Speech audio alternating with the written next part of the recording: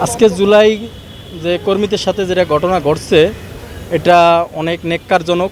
এটা আমরা নিন্দা জানাই, কারণ আমরা আসছি অথবা আমাদের ভাইদেরও শর্ত বলছে লাঠি চার্জ করে শর্তে, এটা আমাদের কোনো সম্মান দেওয়া হলো না, অসম্মানই করা হলো। আমাদেরকে রাষ্ট্র কোনো সম্মান দিবে না, আমরা সম্মান পাবো না, এটা আজকে আমরা বুঝে নিলাম যে রাষ্ট্রের স্বার্থ হাসিল হয়েছে, আমাদেরকে কোনো সম্মান দিবে না তারা।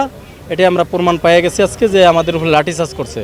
কারণ আমরা এই দেশের ফেসিদ তারাইছি, এটার একজন মুক্তিযুদ্ধ, আমরা একজন জুলাই আন্দোলনকারী, কিন্তু আমাদেরকে তারা যে সম্মান করার কথা ছিল সেই সম্মানটা তারা আমাদেরকে দেয়নি। কিন্তু আপনারা তো শান্ত ছিলেন না।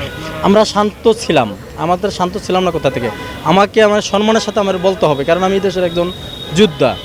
দেয়াল টপকে যাওয়া তো শান্ত থাকা না। দেওয়াল টপকাইয়া যখন আপনি ভিতরে জায়গা আছে, তাহলে আমাদেরকে আপনি একটা জায়গা করে দেন, একটা সামিয়ানা করে দেন, যে এই সামিয়ানায় যারা শহীদ পরিবার তারা এখানে দাঁড়াবে, যারা জুলাইয়ের আন্দোলনের যোদ্ধা তারা এই জায়গায় দাঁড়াবে। তো তাদেরকে ভিতরে আপনি নিয়ে আসেন, কারণ এখানে তো আর সারা বাংলাদেশের লোক আসে না, কিছু জুলাই যোদ্ধা যারা তারা আসছেন।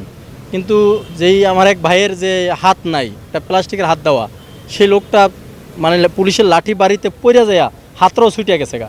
তো এটা আমাদেরকে কি সম্মান দিচ্ছেন? এটা হচ্ছে যে আমার ছেলেও একজন ছাত্র, যে আমাদের সন্তানের পক্ষে আমরা যা দাঁড়াইছি, আমরা ন্যায়ের পক্ষে যা দাঁড়াইছি।